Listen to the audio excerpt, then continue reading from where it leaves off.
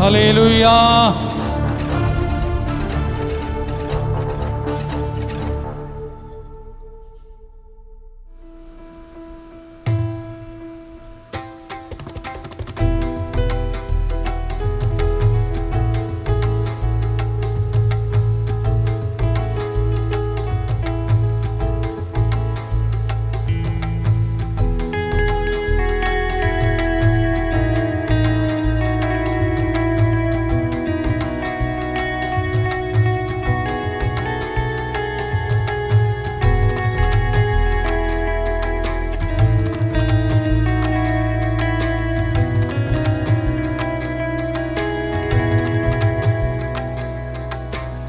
பரலோகவாசா வரம் தரும் தேவாவும் பாதம் வந்தோ, உயர்வுகள் அடையவும் பாதம் வந்தோ, உயர்வுகள் அடைய பரலோகவாசா.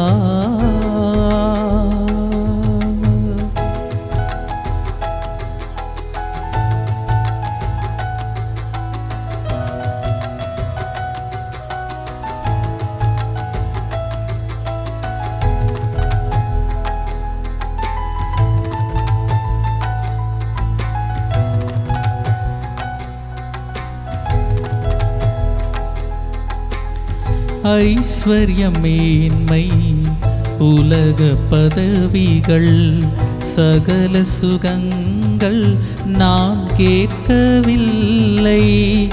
ஐஸ்வர்யமேன்மை உலக பதவிகள் சகல சுகங்கள் நான் கேட்கவில்லை. உம் அன்பு உம் கருணை உம் கிருபை போதும். உம் அன்பு உம் கருணை உம் கிருபை போதும். உமையன்றி வேறேதும் யாசிக்கவில்லை. பரலோகவாசா வரம் தரும் தேவாவும் பாதம் வந்தோ, உயர்வுகள் அடையவும் பாதம் வந்தோ, உயர்வுகள் அடைய பரலோகவாசா.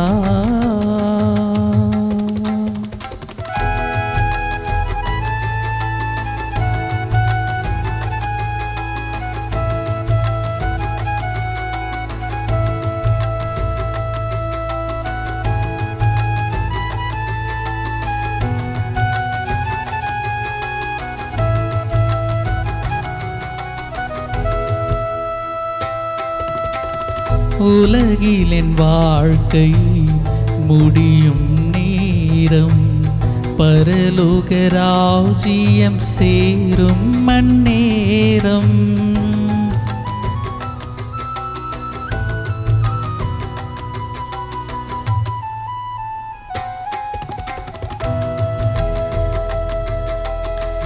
உலகில் என் வாழ்க்கை நானும் முடித்து பரலோக ராஜ்யம் சேரும் மன்னேரம். தூதர்கள் உமை துதித்து பாடிடும் போது, தூதர்கள் உமை துதித்து பாடிடும் போது, ஓரோரமாகிலும் உம்மருகில் தாரும். ஓரோரமாகிலும் உமதருகில் தாரும். பரலோகவாசா வரம் தரும் தேவாவும் பாதம் வந்தோ, உயர்வுகள் அடையவும் பாதம் வந்தோ, உயர்வுகள் அடைய பரலோகவாசா.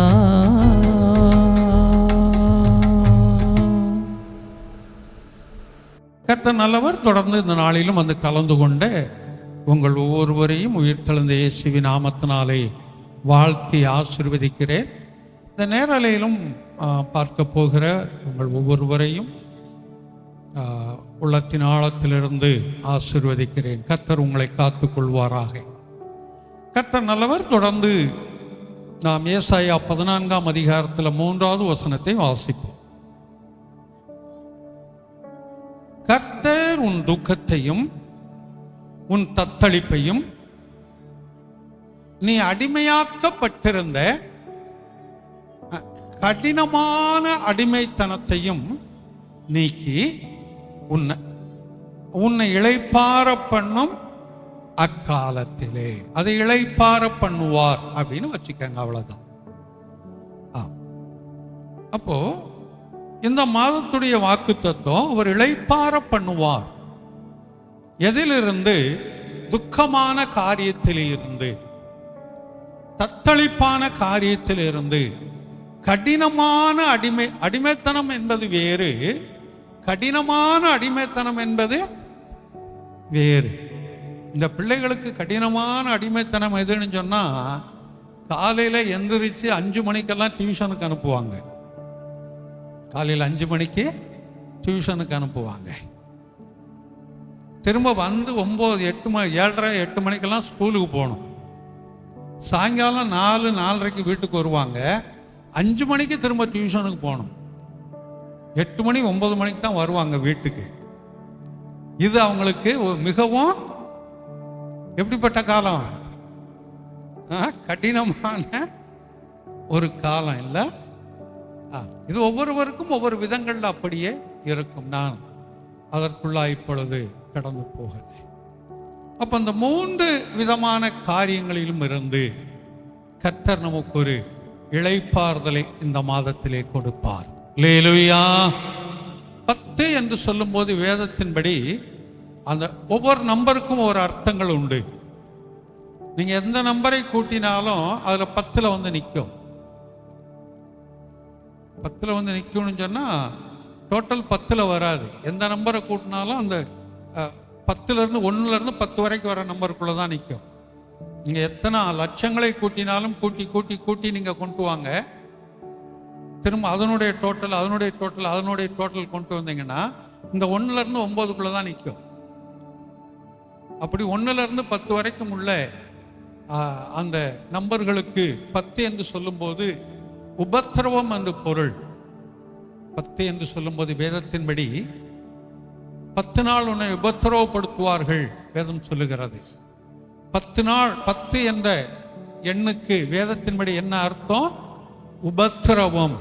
உபத்திரவம் உண்டு, ஆனால் திடன் கொள்ளுங்கள் என்று சொல்லி இருக்கிறார். ஆனால் நமக்கு அந்த உபத்திரவத்தின் மத்தியிலும், அது எப்படிப்பட்ட உபத்திரவங்களானாலும் சரி, துக்கத்தை கொண்டு வந்தாலும் சரி, தத்தளிப்பை கொண்டு வந்தாலும் சரி, கடினமான அடிமைத்தனத்தை கொண்டு வந்தாலும் சரி, அதிலிருந்து ஒரு இளைப்பாறுதலை கொடுப்பார். அல்லேலூயா. இதை நம்ம விசுவாசிப்போம். ஏனென்றால் நாம் ஒவ்வொரு மாதமும் கர்த்தர் நமக்கு எந்த வாக்குத்தத்தத்தை கொடுக்கிறாரோ அது நம்முடைய வாழ்க்கையில் அனுபவத்தில் நிறைவேற கர்த்தர் நமக்கு இதுவரைக்கும் உதவி செய்து கொண்டு வருகிறார், இனியும் உதவி செய்வார். அல்லேலூயா. கர்த்தர் நல்லவர். அப்படி என்றால் முதலாவது அந்த துக்கத்தை குறித்து பார்ப்போம். துக்கத்துல 2 வகையான துக்கங்கள் உண்டு. என்னென்ன? 2 வகை தான் துக்கம் இருக்குதா? அது எழுதணும்னு சொன்னா நம்ம பைபிள் பரிசு வருமே, இல்லைன்னா அந்த 100 பக்கம் நோட்டு ஒன்று எழுதலாமே, நம்ம துக்கங்களை பக்கம் பக்கமா அப்படின்னு சொல்லி சொல்லலாம். ஆனால் வேதத்தினுடைய அடிப்படையில் வரும்போது 2 துக்கங்களை குறித்து வாசிக்கிறோம். வேணா வாசிங்க. 2 கொரிந்தியர் 7ஆம் அதிகாரத்தில் 10வது வசனத்தை வாசிப்போம். 2 கொரிந்தியர். தேவனுக்கு ஏற்ற துக்கம் மனஸ்தாபப்படுகிறதுக்கு இடமில்லாமல் மனம் திரும்புதலை உண்டாக்குகிறது. அல்லேலூயா. முதலாவது ஒரு துக்கம். என்ன துக்கமா? தேவனுக்கேற்ற துக்கம். ஐயோ நான் வேதத்தை வாசிக்கலையே, ஐயோ நான் ஜெபிக்கலையே, ஐயோ நான் சபைக்கு போகலையே, ஐயோ நான் ஜபங்களில் கலந்து கொள்ள முடியவில்லையே, நான் ஆவிக்குரிய வளர்ச்சியில் வளரவில்லையே, அப்படியே இருக்கிறேனே. இதுதான் என்ன? தேவனுக்கு ஏற்ற துக்கம். அப்ப தேவனுக்கு ஏற்ற துக்கம் நம்ம எங்கு போய் நிறுத்துகிறதா? ரட்சிப்புக்கு ஏதுவாய், ஒரு விடுதலைக்கு ஏதுவாய், கர்த்தரை கிட்டி சேருவதற்கு ஏதுவாய் நம்மை அது அங்கு கொண்டு போய் நிறுத்துகிறது. ஆனால் இது இன்றைக்கு மிகவும் குறைவு. இது இல்லை என்று சொல்ல முடியாது, மிகவும் குறைவு. ஆமா, அதை பூரணப்படுத்த வேண்டும் என்றுதான் தேவன் விரும்புகிறார். ஆகையினால் தான் இதை கற்றுக் கொடுக்கிறார். இதை பவுலப்போஸ்தலன் சொன்னது. பவுலப்போஸ்தலன் யாருக்கு சொன்னான்? எந்த கொரிந்து சபைக்கு? என்ன 2 கொரிந்தியர்னு போட்டிருக்குது, அதுதான் கேட்டேன். ஒரு சந்தேகம் வந்துருச்சு எனக்கு. எந்த கொரிந்து சபைக்கு இது? அங்கெல்லாம் பார்த்தீங்கன்னா தெரியாது. கொரிந்து என்பது என்ன? ஒரு ஊர். கொரிந்து என்பது ஒரு ஊர். அந்த கொரிந்தியர் அந்த ஊர்ல இருந்த சபைக்கு எழுதின 2வது கடிதம் இது. அவ்வளவுதான். முதலாவது ஒரு கடிதத்தை எழுதினால் அது 1 கொரிந்தியர். சில நாட்கள் தாண்டி இதை தொடர்பாக எழுதும் போது அப்படி எழுதாதபடி 2வது கடிதம் என்று இது எழுதுகிறார். அந்த மேல போட்டிருக்க வசனத்தை வாசிங்க. முதல் அதிகாரத்தில் மேல போட்டதை வாசிங்க. இல்ல, மேல போட்டதுன்னு சொன்னேன் நான். அப்போஸ்தலனாகிய பவுல் கொரிந்தியருக்கு எழுதின 2ஆம் நிருபம். நிருபம்னா என்ன? நிருபம்னா தெரியுமா? என்னன்னு தெரியாது. நிருபம்னா தெரியுமா? உங்களுக்கு தெரியுமாப்பா? நிருபம்னா தெரியாது, அதுக்கு தான் கேட்டேன். கடிதம்னா தெரியுமா? கடிதம்னா அப்படி நம்ம இங்கிலீஷ் பீஸ்ல சொன்னாதான் தெரியுமில்ல. லெட்டர். இன்னைக்கு அதுவும் கூட கிடையாது. ஆமா, இப்போ அந்த டெலகிராம்னு ஒன்று இருந்தது. டெலகிராம் இன்னைக்கு எடுத்துட்டாங்க. டெலகிராம் இல்லை. டெலகிராம் இப்போ ஒரு 10 வருஷத்துக்கு மேலே இருக்கும்னு நினைக்கிறேன். எடுத்து 10 வருஷத்துக்கு மேலே இருக்கணும். ஆமாம், தூரத்தில் இருக்கிறவங்களுக்கெல்லாம் உடனே போய் சேருதுன்னா தந்தி தான். தந்தினாலே ஊர்களில் நடுங்குவாங்க. தந்தி வந்துருச்சுனாலே அது நல்லதா கெட்டதாலாம் தெரியும். உடனே ஓன்னு அழுவாங்க. ஏன்னா கூடுமான வரைக்கும் தந்தி வர்றதெல்லாம் இந்த ஒரு ஏதோ ஒரு தவறான காரியத்துக்கு தான் வரும், உடனடியாக வர்றதுக்காக. அது நிறுத்திட்டாங்க. இப்போ அந்த போஸ்டல் தபால் தந்தி நிலையத்துக்கு முன்னாடி அது தபால் தந்தி நிலையம்னு தான் இருக்கும். இப்போ வெறும் தபால் நிலையம் இருக்குது. இப்போ இனி அதில் அந்த கடித போக்குவரத்துகள் கூட எடுத்துருவாங்க. அது கூட இருக்கிறதுக்கு இனி வாய்ப்பு இல்லை. ஏன்னா எல்லாமே இன்றைக்கு அந்த மொபைல்களில், இது கம்ப்யூட்டரும் மொபைல்கள்லையும் கூட இன்னைக்கு அது எல்லாமே வந்துருச்சு. இதெல்லாம் எங்கே போய் முடியும் என்று தான் தெரியாது. இதெல்லாம் எங்கே போய் முடியும்னு சொல்லி இந்த ஃபேக்ஸ்னு ஒன்று இருந்துச்சு, அது கூட இன்னைக்கு கிடையாதுன்னு நினைக்கிறேன். ஆமாம், அதை விட்டுட்டு தான் இன்னைக்கு அந்த இமெயில் அப்படின்னு கொண்டு வந்துட்டாங்க. இமெயிலை கண்டுபிடிச்சது யாருன்னு தெரியுமா? இமெயில் பயன்படுத்துறவங்களுக்கு தெரியுமா யார் கண்டுபிடிச்சான்னு? தமிழகத்தை சேர்ந்த ஒரு பையன் கண்டுபிடிச்சது. அவன் பேர் எனக்கு ஞாபகம் இல்லை. உலகம் முழுவதும் இன்னைக்கு ஆட்டி படைத்து கொண்டிருக்கிற அந்த இமெயில் தமிழகத்தை சேர்ந்த ஒரு மாணவன் கண்டுபிடித்தது தான் அது.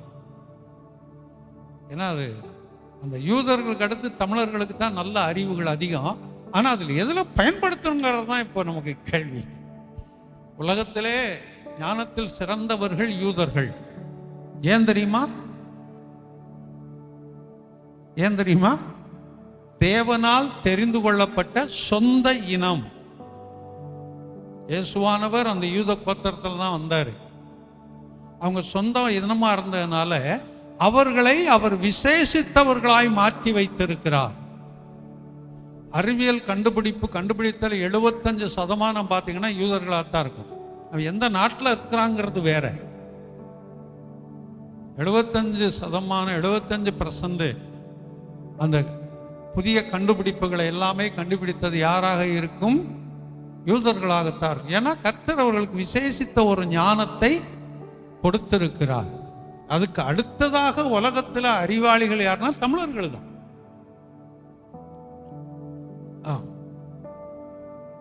ஆனால் அதை எப்படி பயன்படுத்துகிறோம் அப்படிங்கிறது தான்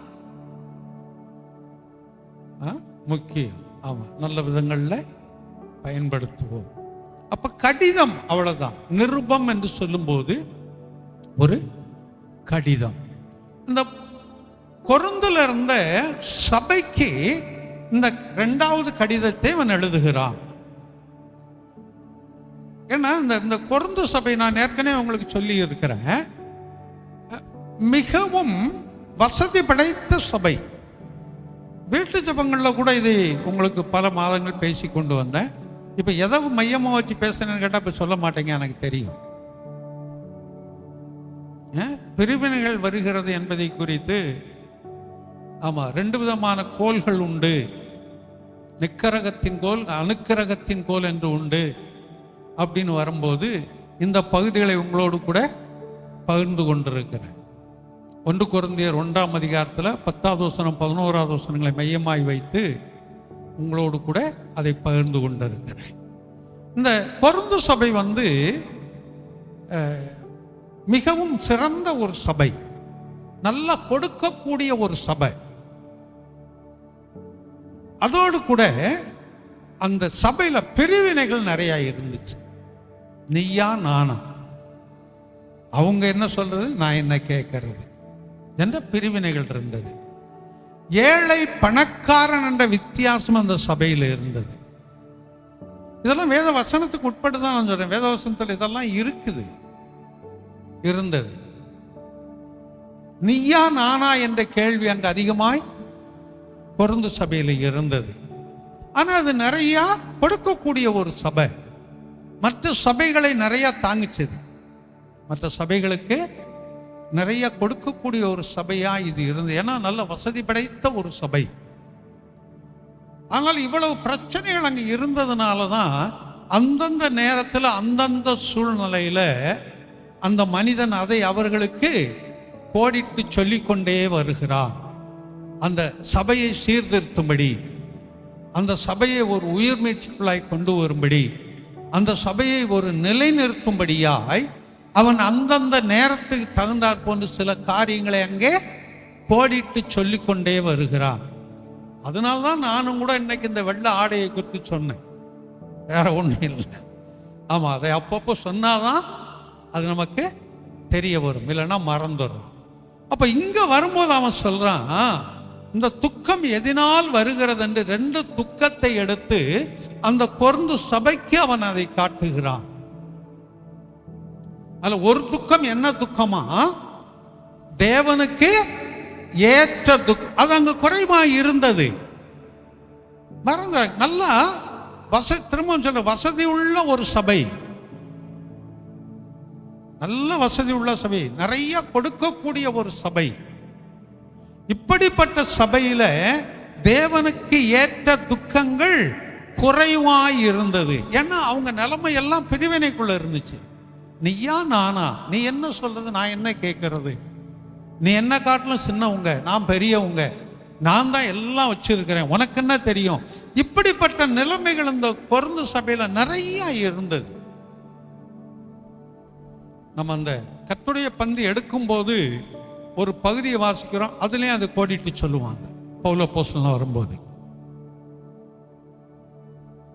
அதை கோடிட்டு இந்த இந்த இந்த ஏற்றத்தாழ்வுகள் உண்டுங்கிறத அந்த பகுதியிலும் அவன் அதை சொல்லிட்டு தான் அடுத்த பகுதிக்குள்ள பவுல் அப்போஸ்தலன் கடந்து போகிறான்.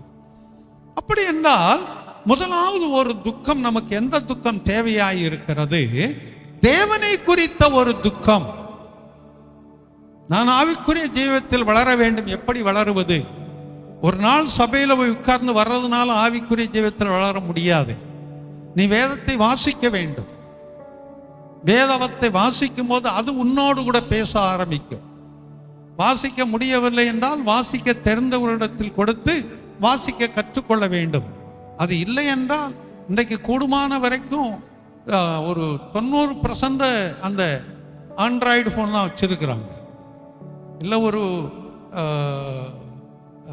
25% ஐஃபோன் வச்சுருப்பாங்க. மிச்சம் ஒரு 50% ஆண்ட்ராய்டு வச்சுருப்பாங்க. பட்டன் ஃபோன் வச்சிருக்கிறவங்க மிகவும் குறைவு. அப்போ அந்த ஆண்ட்ராய்டு ஃபோன் வச்சுக்கிறவங்க அதில் இருக்கிறத நீங்கள் அந்த ஆடியோ வாய்ஸ் இருக்குது உங்களுக்கு பைபிள் முழுவதும் அப்படியே அதை போட்டு விட்டோம்னா அதை காதில் வச்சுக்கிட்டோன்னா அந்த வசனங்கள் சொல்லிக்கொண்டே வரும். வாசிக்க தெரிஞ்சவங்க வாசிக்கலாம், இல்லை அதை நம்ம கேட்குற மாதிரி அதில் இருக்குது. அதுகளை நீங்கள் போட்டு வச்சுக்கிட்டீங்கன்னா தாராளம் அதை நாம் என்ன செய்ய முடியும், கேட்க முடியும். ஏன்னா அந்த வசதிகள் இன்றைக்கு அதை சாதகமாய் நாம் பயன்படுத்தி கொள்ள வேண்டும். அப்போ வேத வசனத்தை வாசிக்க வேண்டும், ஜெபிக்க வேண்டும், மற்றவர்களுக்கு சுவிசேஷத்தை அறிவிக்க வேண்டும். மற்றவர்கள் சுவிசேஷத்தை அறிவிப்பது யாருடைய கடமை? ஆமா, என்னுடைய கடமை என்று சொல்லுங்கள். நம்முடைய கடமை என்று கூட்டத்தில் சொல்ல வேண்டாம். என்னுடைய கடமை. சுவிசேஷத்தை அறிவிக்காமல் இருந்தால் அவனுக்கு ஐயோ, இல்லையா? அப்போ ஒவ்வொரு கர்த்தருடைய பிள்ளைகளுக்கும் சுவிசேஷத்தை அறிவிப்பதற்குரிய கடமைகள் உண்டு. எனக்கு மைக்கில் நான் எப்படி சொல்ல முடியும், சுவிசேஷத்தை எப்படி அறிவிக்க முடியும்லாம் கேள்வி கேட்காதீங்க. உன்னோடு நெருங்குறவங்களுக்கு போறவங்களுக்கு இயேசுவான குறித்து 2 வார்த்தை சொல்லுங்க, போதும், முடிஞ்சு போச்சு. உனக்கு கர்த்தர் செய்த நன்மைகளை சொல்லுங்க, முடிஞ்சு போச்சு. கர்த்தர் அதை என்ன செய்வார்? வாக்கிய பண்ணுவார். கர்த்தர் அதை கேட்பார். ஏதோ ஒரு நாள் ஏதோ ஒரு இடத்திலே அந்த வார்த்தைகள் அவர்களுக்குள்ள என்ன செய்யும்? கிரியை செய்ய ஆரம்பிக்கும். ஏதோ ஒரு விதத்தில் அவர்களுக்குள் கிரியை செய்யும். உடனே கிரியை செய்யும் என்று நாம் எதிர்பார்க்க முடியாது. நிச்சயமாகவே கிரியை செய்யும். அப்போ இது தேவனை குறித்ததான ஒரு துக்கம். இது நமக்கு ஒரு விடுதலையை கொண்டு வரக்கூடியதாக இருக்கிறது. அடுத்து ஒரு துக்கத்தை குறித்து வாசிக்கிறோம். அந்த விட்ட பகுதி அப்படி வாசிங்க. லௌகீக துக்கம். லௌகீக துக்கம்னா என்னன்னு தெரியுமா? உலக பிரகாரமான துக்கம். உலக பிரகாரமான துக்கம்னா என்ன? உலக பிரகாரமான துக்கம்னா என்ன? உலக காரியங்கள், அதைத்தான் நான் கேட்கிறேன். அது என்னன்னு சொல்லுங்க. நான் எப்படி சம்பாதிக்க போறேன், நான் எப்படி உலகத்திற்குள்ள எல்லா காரியங்களையும் குறித்து, இதெல்லாம் உலக காரியம்னா எல்லாருக்குமே தெரியும். நான் என்ன செய்வேன், அடுத்த லெவலுக்கு நான் என்ன செய்ய போறேன், என் வசதி வாய்ப்புகளை எப்படி கூட்ட போறேன், என் வசதி வாய்ப்புகளை எப்படி பெருக்க போறேன், இதுகளில் தான் முழு சிந்தையும் இருக்கும். படுக்கிறதுல இருந்து எந்திரிக்கும் வரைக்கும். ஆமா, படுக்கிறதுல இருந்து எந்திரிக்கிற வரைக்கும்னா 24 மணி நேரம் அவங்க சிந்தை இதில் தான் இருக்கும். என்னுடைய வருமானத்தை எப்படி நான் பெருக்க வேண்டும், என் வருமானத்தை பெருக்குவதற்கு அதிகமாக்குவதற்கு நான் என்னென்ன கிரியைகளை செய்ய வேண்டும், நான் என்னென்ன குரங்கு வேஷம் போடணும், எப்படி குரங்கு போல தாவணும், இதெல்லாம் நம்ம சிந்தையில ஓடிக்கிட்டே இருக்கும். அது எங்க போய் முடிக்குமா? லௌகிக கிரியையோ மரணத்தை உண்டாக்குகிறது. இங்க மரிப்பார்கள் என்று சொல்லல, மரணத்தை உண்டாக்குது. கீழே உட்காரணும், சேர்ல உட்காந்து, அதுதான் சேர் போட்டு வச்சிருக்கேன், மேல உட்காந்து உண்டாக்குகிறது. அதாவது லௌகிக துக்கம் மரணத்தை உண்டாக்குகிறதுன்னு சொல்லியிருக்கு. மரிப்பார்கள் இங்க சொல்லப்படலை. அப்படி என்றால் இங்க சொல்லப்பட்டது எழுத்தின்படி இருக்கிற சரீர மரணம் அல்ல. எந்த மரணம்? ஆவிக்குரிய மரணத்தை குறித்து இங்க சொல்லி இருக்குது. ஆவிக்குரிய மரணம். இந்த கட்டடம் பாழா போகணும்னா என்ன செய்யணும்? பூட்டி வச்சா போதும். ஒரு 4 வருஷம் 5 வருஷம் பூட்டி வச்சிட்டோம்னா போதும். திரும்ப வந்து திறந்து பார்த்தா கதவு இருக்காது, ஜன்னல் இருக்காது, எல்லாம் கொட்டி கிடக்கும், ஃபேன் இருக்காது, லைட் இருக்காது. இந்த காரைகள்லாம் அங்கங்கே பூசணெல்லாம் உளுந்து கிடக்கும். இந்த கட்டடம் தானாகவே என்ன செய்யும்? நிர்மூலமாய் கிடக்கும். பீரோவில் மடிச்சு வச்ச துணி மடிச்சு வச்ச மாதிரியே பல வருடங்கள் இருந்தால் என்ன ஆகும்? எத்து போயிடும். இப்ப நான் ஒரு பனியை போட்டு வந்துருக்கிறேன், நாளாச்சு வாங்கி அதை மடிச்சு உள்ள அப்படியே வச்சிருந்தேன். இப்ப போட்டு நாளாயிடுச்சு. அது வேற. அந்த ரொம்ப நாள் ஆச்சுன்னு ஒரு நாள் எடுத்து போட்டேன். அதில் உள்ள அந்த பனியன் போடும்போது பார்த்தீங்கன்னா, பனியன் வைக்கும்போது உள்ள ஒரு அட்டை ஒன்று வச்சிருப்பாங்க. அந்த அட்டை பா மாதிரி அங்கங்க ஓட்டையா இருக்கு.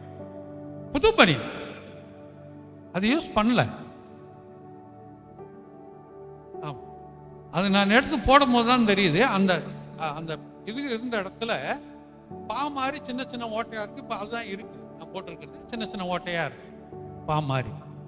சரி, பா மாதிரி என்னைக்கு மொத்தமாக வருதோ அன்னைக்கு வேற மாற்றிக்கலாம், அது வரைக்கும் ஏன் அது இருக்கட்டும் அப்படின்னு சொல்லி அதை போட்டுருக்கு. அப்போ உபயோகப்படுத்தாமல் வைக்கக்கூடிய எந்த பொருள்கள் ஆனாலும் என்ன ஆயிடும்?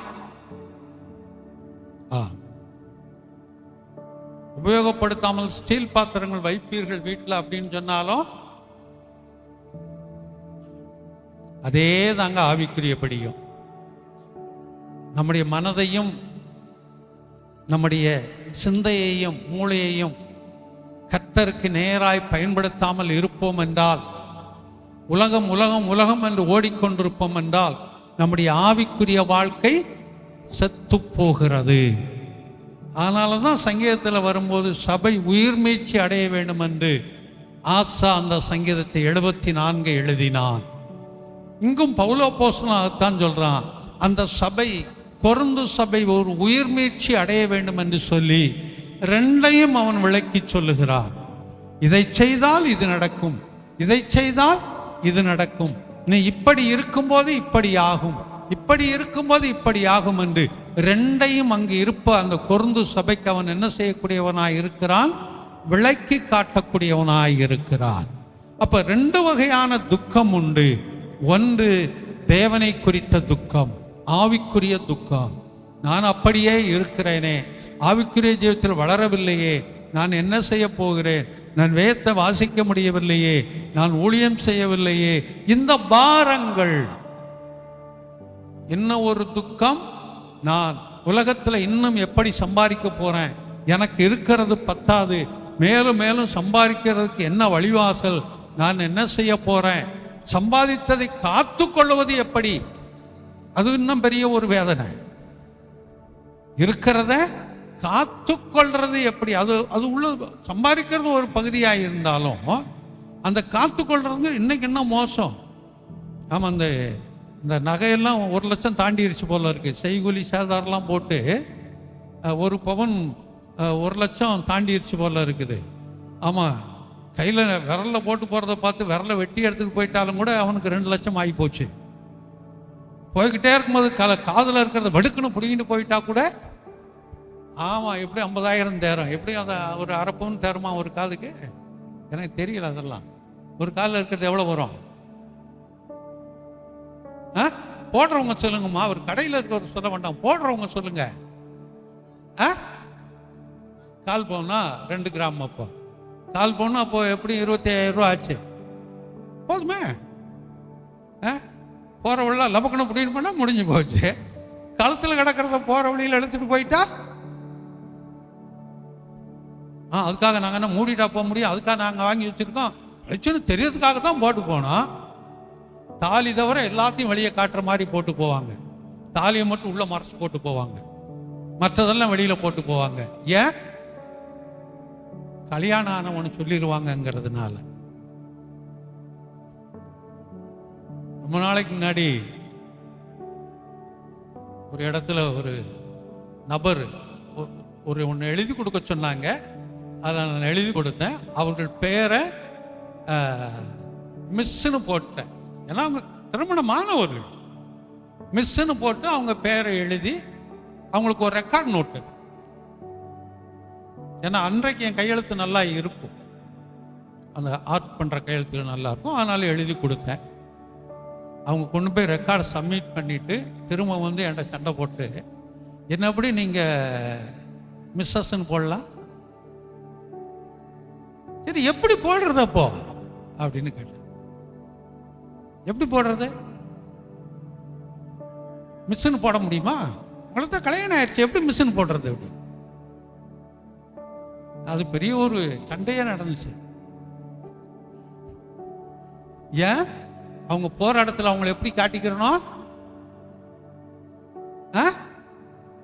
கல்யாணம் ஆகாதவங்களா காட்டிக்கணும். அதனால அழைச்சோன்னா உங்களுக்கு தெரியும், அதனால வேண்டாம். அழைச்சோன்னா எல்லாருக்குமே தெரியும், அதனால வேண்டாம். நான் சொல்வதெல்லாம் ஓரளவுக்கு அந்த நடந்த காரியங்களை தான் உங்களுக்கு சொல்லுவேனே தவிர ஆளுகளை தெரிஞ்சவங்களா தான் இருக்கும். அது குடும்பம் வரைக்கும் அது வேண்டாம். சில வேளை அவங்க இதை கேட்டாங்கன்னா அவங்களுக்கு தெரியும், எப்போ எத்தனையோ வருஷத்துக்கு முன்னாடி வந்தது. இப்போ சொன்னது ஒரு 30-35 வருஷத்துக்கு முன்னாடி இருக்கும். 35 வருஷத்துக்கு முன்னாடி இருக்கும். கேட்பாங்க, இதைத்தான் சொல்லிட்டு இருக்காரு அப்படின்னு சொல்லி. என்ன சொல்ல வர, இந்த நகை காரியத்தில் கொஞ்சம் ஜாக்கிரதையா இருங்க. கஷ்டப்பட்டு சம்பாதிக்கிறது எவனோ ஒருத்தன் பிடிங்கிட்டு போயிடுவான். எவனோ ஒருத்தன், ஏன்னா இன்னைக்கு விலைவாசிகள் இப்படி போய்கிட்டு இருக்கு. அதனால சொல்றேன், எவன் எப்படி கொண்டு போறானே நமக்கு தெரியல. அதில் ஜாக்கிரதையா இருங்க. அதை காத்து கொள்வது என்பது பெரிய கடினம். அதனால இந்த ரெண்டு துக்கத்தையும் கர்த்தர் மாற்றி நமக்குள்ள ஒரு இளைப்பாறுதல் நிச்சயமாகவே அவர் கொடுப்பார். இல்லை நிறைய காரியங்கள் இருக்கு, நான் அதற்குள்ளே கடந்து போகலை. தத்தளிப்பை குறித்து பார்க்கலாம். தத்தளிப்புல 1 சாமுவேல் 4ஆம் அதிகாரத்தில் 13ஆவது வசனத்தை வாசிப்போம். 4:13 ஏலியை குறித்து அங்க வாசிக்கிறோம். அவன் வந்தபோது ஏலி ஒரு ஆசனத்தின் மீது உட்கார்ந்து வழியை பார்த்து கொண்டிருந்தான். தேவனுடைய பெட்டிக்காக அவனுடைய இருதயம் தத்தளித்துக் கொண்டு இருந்தது. அல்லேலூயா. எதுக்காக தத்தளித்துக் கொண்டிருந்ததா? தேவனுடைய பெட்டிக்காக. ஏன் தேவனுடைய பெட்டிக்காக அவனுடைய இருதயம் தத்தளிச்சு கொண்டிருந்தது? தேவனுடைய பெட்டினா என்ன முதல்ல சொல்லுங்க. நமக்கு இன்னைக்கு சூட்கேஸ் இருக்குது, இந்த 2 பக்கம் தோல்ல போடுற பை இருக்குது. தேவன் எந்த பெட்டியை வச்சிருந்தாரு, என்ன வச்சிருந்தாரு? தேவனுடைய பெட்டின்னு தெரியாம நம்ம சொல்லிட்டு போகல, அர்த்தமே இல்லை. உடன்படிக்கை பெட்டி, அதைத்தான் தேவனுடைய பெட்டின்னு சொல்லியிருக்கு. உடன்படிக்கை பெட்டியில என்னென்ன இருந்தது? ஆரோனுடைய துளிர்த்த கோல், அன்றைக்கு இஸ்ரவேல் ஜனங்களுக்கு கொடுத்ததான தூதர்கள் சாப்பிடக்கூடிய மன்னா பொற்கிண்ணத்தில் இருந்தது, தங்க கிண்ணத்தில் இருந்துச்சு. ஆமா. 3வது மோசேக்கு எழுதி கொடுத்ததான 10 கற்பலைகள், அது 3ம் இருந்தது.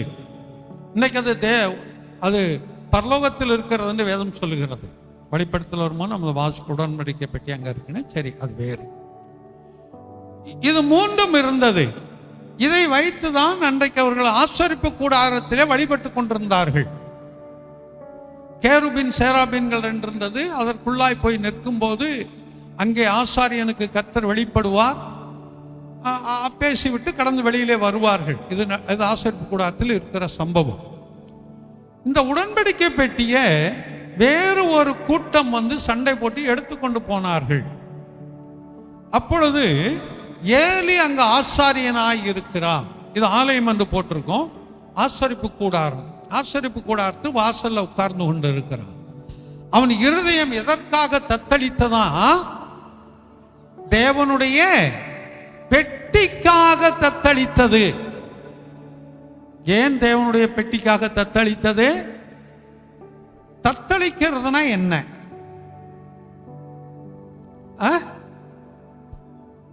சந்தோஷத்தோட அதிகமானதா? சரி, சந்தோஷத்தோட.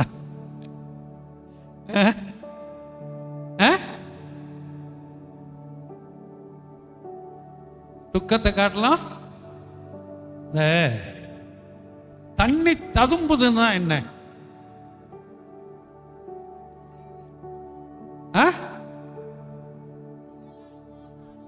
நிலையா இல்லாம ஆடிக்கிட்டு, அதுதான் தத்தளிக்கிறது. அதிகம் எதுவும் கிடையாது. அதிகமோ குறைவோ ஒரு நிலையில இல்லாம படபடப்பு, தத்தளிக்கிறது. உதாரணத்துக்கு உங்களுக்கு புரிஞ்ச மாதிரி சொல்றேன். நம்ம வீட்டுக்கு வரக்கூடாதவங்க யாரோ திடீர்னு வந்துட்டாங்க. வர வேண்டிய நேரம் இல்லை. சரி, என்னவே வச்சுக்கங்க, என்னவே வச்சுக்கங்க. ஆமா, ஒரு 4 மணி 5 மணி, இல்லைன்னா காலையில் ஒரு 6 மணி. சில வீட்டுக்கு போனால் சுற்றி சுற்றி கதவை தட்டுறேன், 8 மணி வரைக்கும் கதவை திறக்க மாட்டேன்றாங்க. சுற்றி சுற்றி தட்டிக்கிட்டு இருக்கிறேன், கட்டை எடுத்து தட்டுறேன். சொல்லணும், ஒரு காலிங் மேலாவது வைங்க, வந்து அடிச்சுட்டாவது உள்ள ஆறணும்னு சொல்லி. திடீர்னு வந்து நிற்கிறேன், சொல்லலை, சொல்லாம கொள்ளாம. எப்படி இருக்கும் உங்க மன நிலைமை? இருசாராருக்குமே சொல்றேன், ஒருவருக்கு நான் சொல்ல வரல, இருசாராருக்குமே. அது பிள்ளைகளோ பெரியவங்களோ அதெல்லாம் வேற. வீட்டுக்குள்ள இருக்கும்போது தொடைக்கு மேல ட்ரௌசர் போட்டுக்கிட்டு இருப்போம், அது ஆணோ பெண்ணோ அது வேறு. இன்னைக்கு கல்ச்சர் அப்படிதான் போய்கிட்டு இருக்குது. தொடைக்கு மேல பொண்ணுகளே ட்ரௌசர் போட்டுக்கிட்டு தான் இன்னைக்கு வீட்லயும் இருக்கிறாங்க, வெளியிலையும் இருக்கிறாங்க, இல்ல? ஆமா. எப்படி லுங்கி கட்டி இருக்கிறோம், எப்படி சட்டை போட்டிருக்கோம், எப்படி பனியம் போட்டிருக்கோம்னு தெரியாது. எங்க தோரணங்கள் தொங்குது, பாத்திரங்க எல்லார் வீடுகளில் இருக்கிறது தானே இது. எல்லார் வீடுகளில் இருக்கிறது, ஒரு வீட்டில் ஒன்றும் புதுசு கிடையாது. ஆமாம், எல்லா தோரணங்களும் அங்கங்கே தொங்கிக்கிட்டு இருக்கும். சில வேளை அப்போ தான் பருக்கிறதுக்கு வச்சுக்கிட்டு இருப்பாங்க, தொடப்பு கட்டையை வச்சுக்கிட்டு தோத்திரம் பாஸ்டர் வாங்க பாஸ்டர்னு கூப்பிட்டுக்கிட்டு இருப்பாங்க. சிலர் தொடப்பு கட்டையை போட்டு வேணா தோத்திரம் பாஸ்டர் வாங்கம்பாங்க. அப்படி வந்தா உங்க நிலைமை அந்த நேரம் எப்படி இருக்கும் சொல்லுங்க? உங்க நிலைமை எப்படி இருக்கும்? தெரியாத உங்களுக்கு? அது தெரிஞ்சா சொல்லுங்க.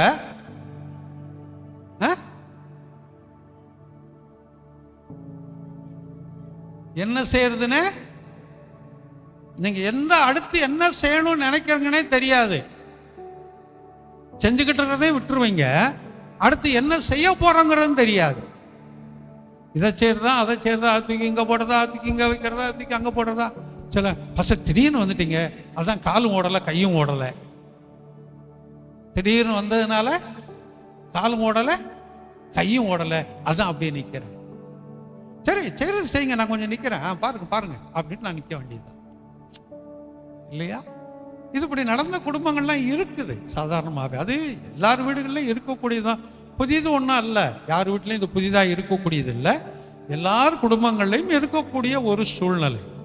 ஏன் இதை சொல்ல வந்து, இதற்கு பெயர் தான் என்ன? தத்தளிப்பு. என்ன செய்யறதுன்னு எனக்கு தெரியல.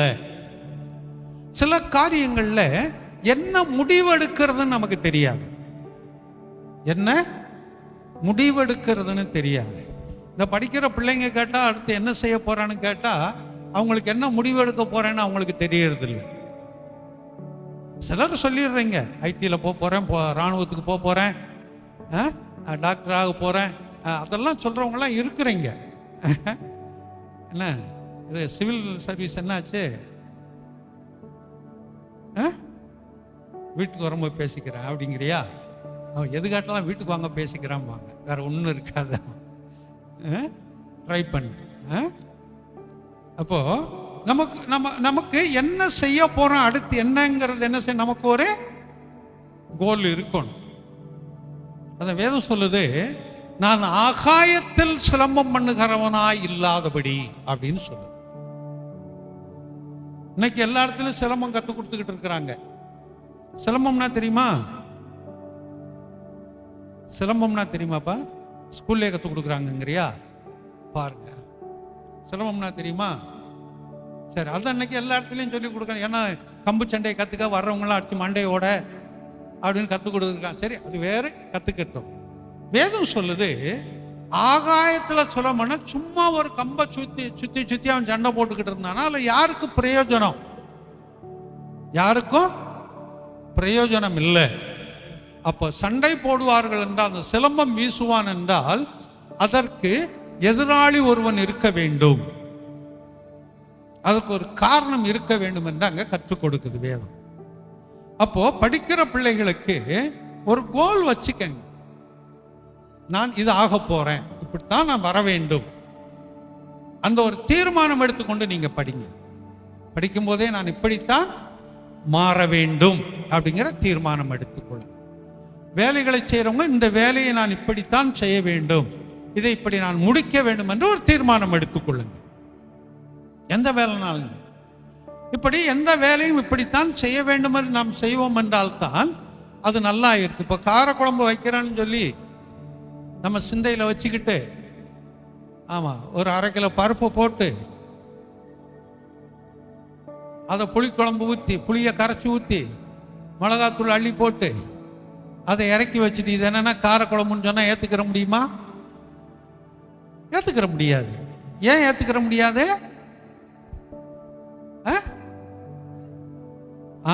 காரக்குழம்பு பருப்பு போடக்கூடாதுதான், அது போட்டால் அப்படி வராது இல்லையா? அப்ப எதுவா இருந்தால் இதை செய்ய போறேன்னா கவனம் அங்க இருக்கணும். அப்பதான் நாம் அதை சரியாய் செய்ய முடியும். அப்ப அதுக்கு முன்னாடியே நம்ம ஒரு திட்டம் வகுக்க வேண்டும். தத்தளிப்பு இல்லாமல் மாற வேண்டும் என்றால் எல்லாவற்றிலும் ஒரு திட்டங்களை நாம் வகுக்க வேண்டும்.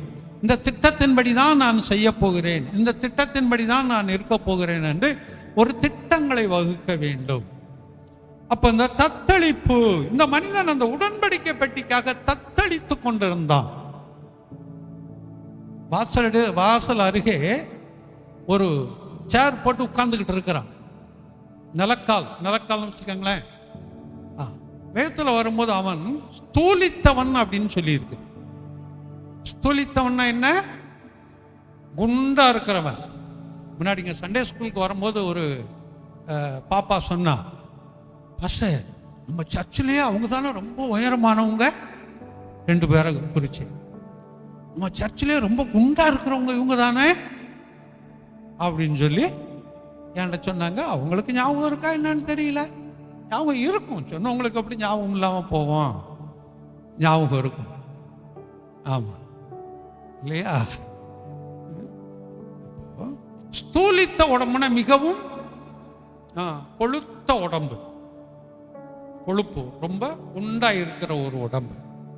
அந்த ஏலி அப்படித்தான் இருந்தான். அவன் இருதயம் உடன்படிக்கை பெட்டிக்காக தத்தளித்து கொண்டிருந்தது. இப்போ உடன்படிக்கை பெட்டிய அவனுக்கு எதிர்காரன் பிடிச்சிட்டு போயிட்டான். ஓப்னி பினகாஸ் அப்படிங்கிற 2 மகனும் செத்து போனானுங்க. இதை சொல்றாங்க. முதலாவது உடைய 2 பிள்ளைகளும் ஓப்பனியும் பினகாசும் மரித்து போனார்கள் அப்படின்னு சொல்றாங்க. உட்கார்ந்துகிட்டு இருக்கிறான். உடன்படிக்கை பெட்டியும் பிடிக்கப்பட்டது என்று சொன்ன போது அந்த 17-18 வாசிங்களேன். பிரதித்துரமாக பெலிஸ்தருக்கு முன்பாக முறிந்தோடி போனார்கள். ஜனங்களுக்குள்ள பெரிய சங்காரம் உண்டாயிட்டு உம்முடைய குமாரராகிய ஓப்னியும் பினகாசும் இருவரும் இறந்து போனார். 2 பேரும் இறந்து, 2 தான் பிள்ளைங்க, 2 பிள்ளைகளும் இறந்துட்டாங்க ஐயா அப்படின்னு சொல்றான். தேவனுடைய பெட்டியும் பிடிபட்டு போயிட்டு என்றான். அவன், அந்த வார்த்தையை நல்லா கவனித்துக் கொள்ளுங்க, அவன் தேவனுடைய பெட்டியை குறித்து சொன்னவுடன், பிள்ளைகளை குறித்து சொன்னவுடன் அல்ல, தேவனுடைய பெட்டியை குறித்து சொன்னவுடன் ஆசனத்திலிருந்து வாசலின் பக்கமாய் மல்லாக்க விழுந்து அப்படியே பின்னாடி விழுந்திருக்கான். சேர்ல இருந்து கழுத்து முறிந்து அவன் செத்து போனான். எந்த வார்த்தை கேட்டோன்னு அவன் செத்து போனான்? தேவனுடைய பெட்டி பிடிபட்டுருச்சுன்னு கேட்ட உடனே. அப்ப அவனுக்குள்ள என்ன வைராக்கியம் இருந்தது? தேவனுக்குரிய வைராக்கியம் இருந்தது, ஆவிக்குரிய வைராக்கியம் இருந்தது. அவனுக்கு இருந்த 2 பிள்ளைங்க, 2 பிள்ளைங்களும் செத்து போச்சுன்னு சொல்லும் போது அதை குறித்து அவன் ஒன்றும் யோசிக்கல. தேவனுடைய பெட்டி பிடிபட்டது என்று சொன்ன மாத்திரத்தில் அவன் கீழே விழுந்து அவன் மரித்தான். ஆனா இன்றைக்கு நம்முடைய வாழ்க்கையில, நான் உங்க வாழ்க்கை நம்முடைய வாழ்க்கை தான் சொல்றேன், நான் தேவனுக்கு முதலிடமா குடும்ப அங்கத்தினர்களுக்கு முதலிடமா? தேவனுக்கு முதலிடமா நம்முடைய வேலைகள் தொழில்களுக்கு முதலிடமா? கொஞ்சம் யோசித்து பாருங்க. 99 புள்ளி நம்முடைய குடும்ப அங்கத்தினர்களுக்கு தான் முதலிடம். 99 புள்ளி நம்முடைய குடும்ப அங்கத்தினர்களுக்கு முதலிடம். 99 புள்ளி நம்முடைய வேலைகள் தொழில்களுக்கு தான் முதலிடம். அந்த 1% தான் கர்த்தருக்கு. ஆனால் இவன் தன்னுடைய பிள்ளைகளுக்கு அந்த 1% கொடுத்தான், அவ்வளவுதான். அதை கேட்டான், என்னுடைய பிள்ளைகள் ஆவிக்குரிய காரியத்தில் உடன்படிக்கை பற்றி பிடிக்கப்பட்டது என்று சொன்னவுடன் அவன் அங்கே விழுந்தவன் மரித்தான். ஆமா, இதுக்குள்ள நான் கடந்து வரல. அவன் தத்தளிப்பை குறித்து சொல்றேன். அவன் தத்தளித்தான். ஐயோ, ஆவிக்குரிய காரியம், என் பெட்டி போயிருச்சே, இஸ்ரவேல் ஜனங்களை ஆராதிக்க கூட உடன்படிக்கை பற்றி போயிருச்சே, இந்த உடன்படிக்கையோடு தேவனுடைய மகிமையும் போய்விடுமே, இந்த உடன்படிக்கை பெட்டியோடு தேவனும் போய்விடுவாரே, என் ஜனங்கள் கஷ்டப்படுவார்களே என்று அவன் வேதனைப்பட்டான். அதான் இக்கபோத் என்று பெயர். இக்கபோத் என்றால் அது தேவனுடைய மகிமை கடந்து போனது என்ற அர்த்தம். தேவனுடைய மகிமை கடந்து போனது, தேவனுடைய மகிமை எடுக்கப்பட்டு போனது என்ற அர்த்தம். இங்க அதான் தொடர்ந்து நம்ம வாசிக்கிறோம். அப்ப நம்முடைய வாழ்க்கையில இப்படி இருக்கிற தத்தளிப்புகளில் இருந்து இந்த மாதத்திலே நமக்கு ஒரு இளைப்பாறுதலை கொடுப்பார். எல்லாத்திலையும் 3 வசனங்கள் கொண்டு வந்தேன். 3 பேசுறதுக்கெல்லாம் நமக்கு வாய்ப்புகள் இல்லை.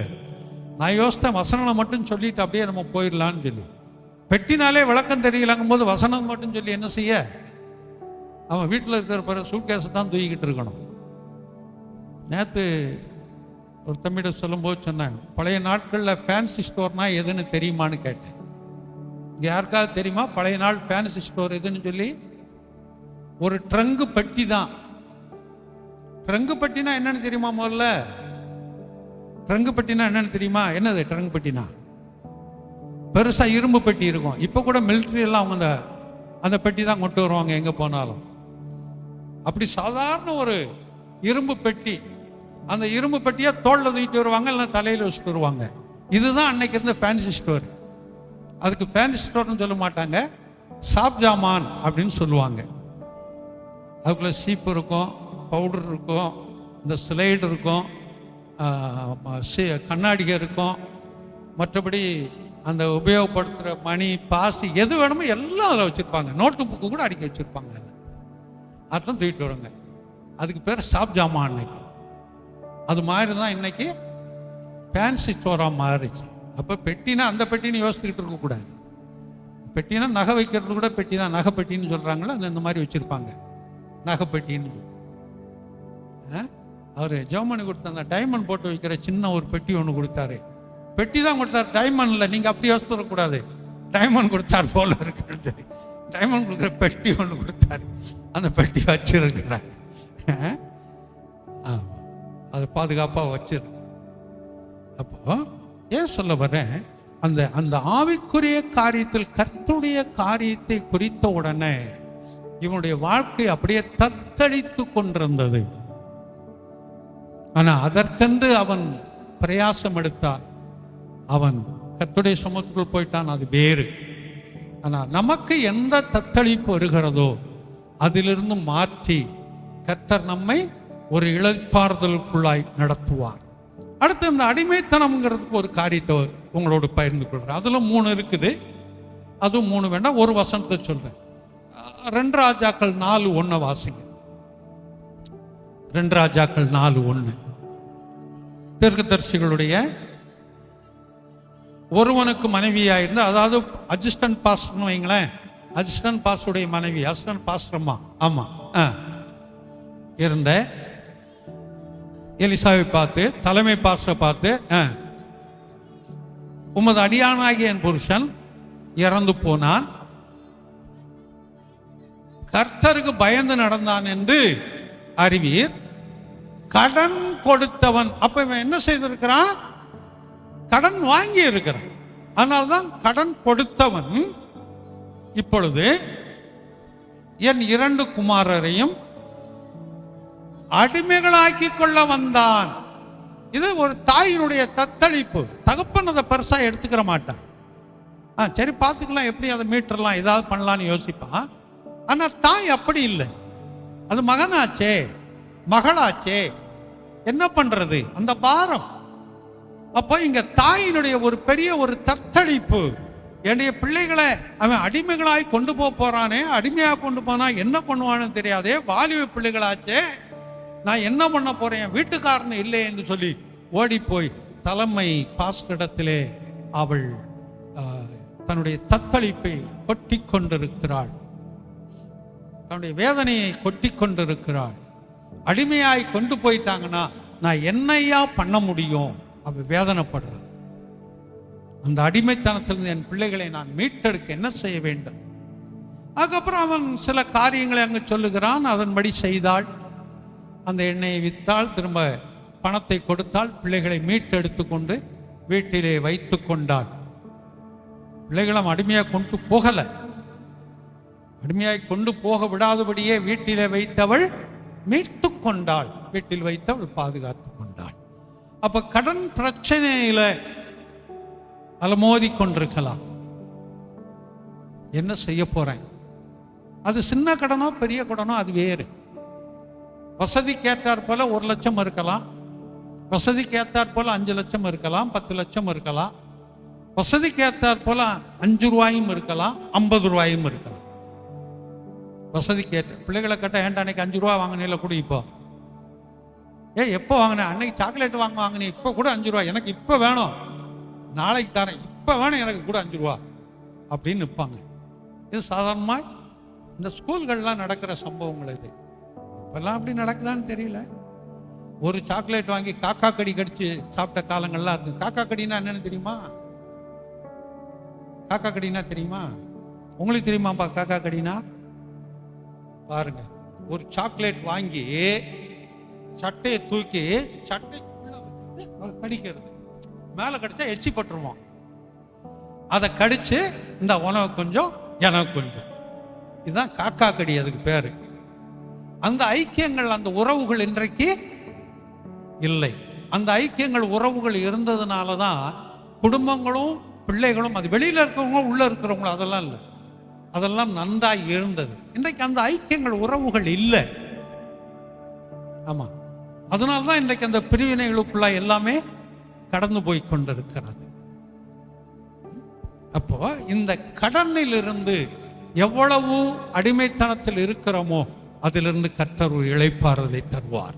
லேலூயா. இந்த கடன்களை அடைப்பதற்குரிய வழிவாசல்களை இந்த மாதத்திலே நமக்கு கர்த்தர் ஏற்படுத்துவார்.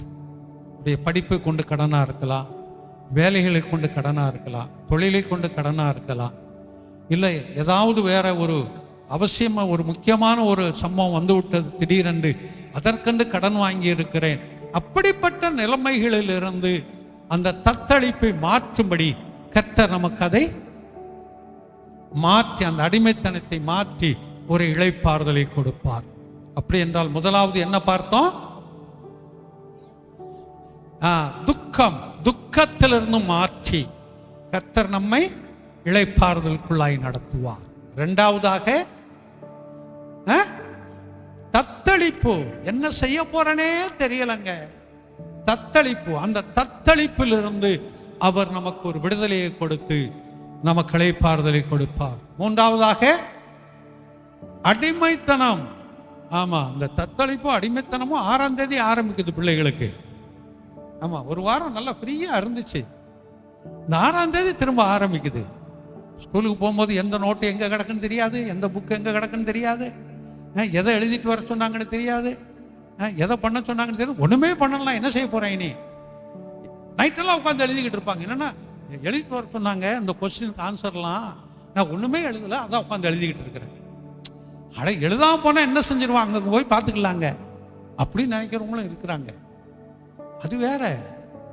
அவங்களும் எல்லாம் நல்லா படிச்சவங்க, அதனால எப்படி கேட்டாலும் சொல்லிடலாங்கிற எண்ணத்தில் இருப்பாங்க. அதனால அதெல்லாம் வேற. என்ன 2 கூட்டமும் இருக்குது. தத்தளிப்பு பிள்ளைகளுக்கு. நாளைக்கு 6ஆம் தேதி, நாளைக்கு தான் ஸ்கூல் திறக்கிறாங்க. திறந்தா நான் என்ன செய்ய போறேன்? என் நோட்டெல்லாம் எங்க கிடக்குன்னு தெரியலையே. ஐயோ, வச்சது வச்ச மாதிரியே இருக்குது. ஐயோ, வச்ச ஒரு வாரத்தில் செல் அரிச்சு போச்சே என் நோட்டை, என் புக்கை. அது எடுத்தால் தானே அரிச்சிருக்காது. என்ன செய்ய போறேன்? இந்த தத்தளிப்பு பிள்ளைகளுக்கு. பெரியவங்களுக்கு ஃபீஸ் கட்டணுமே, என்ன செய்ய போறோம்? அவங்களுக்கு ஸ்கூலுக்கு போறது, பெரியவங்களுக்கு ஃபீஸ் கட்டணும், என்ன செய்யறது? வாங்குறவங்கெல்லாம் வாங்கிட்டோன்னு யார்கிட்ட வாங்குறது? யார்கிட்ட கேட்க போறோம்? என்ன செய்ய போறோம்? இந்த தத்தளிப்பு. நாளைக்கு என்ன வேலை செய்யணும், என்ன வேலை கிடைக்கும், என்ன செய்ய போறேன், அந்த பல விதங்கள் அந்த தத்தளிப்புகள். இவளை எல்லாவற்றையும் மாற்றி கர்த்தர் நமக்கு நிச்சயமாக ஒரு இளைப்பாறுதலை தருவார். ஏன்? ஒரே ஒரு வசனத்தை வாசிங்க. யாத்ரா 33:14. 33:14. அதற்கவர், என் சமூகம் உனக்கு முன்பாக செல்லும், நான் உனக்கு இளைப்பாறுதலை தருவேன். அவர் நமக்கு முன்னால் கடந்து போவார், நமக்குரிய இளைப்பாறுதலை அவர் தருவார். அல்லேலூயா. அதை விசுவாசம். அது படிக்கக்கூடிய பிள்ளைகளா இருந்தாலும் சரி, வீட்டில் இருக்கக்கூடியவர்களா இருந்தாலும் சரி, தொழில் செய்யக்கூடியவர்களா இருந்தாலும் சரி, வேலைகளுக்கு போகக்கூடியவர்களாக இருந்தாலும் சரி, உங்களுக்கு முன்னால் கர்த்தர் செல்வார். உங்களுக்கு இந்த 3 விதத்திலும் இருந்து பெரிய ஒரு இளைப்பாறுதல் நிச்சயமாகவே கொடுப்பார். அதை நாம் என்ன செய்வோம்? விசுவாசிப்போம். கர்த்தர் இந்த வார்த்தைகளை ஆசீர்வதிக்கட்டும்.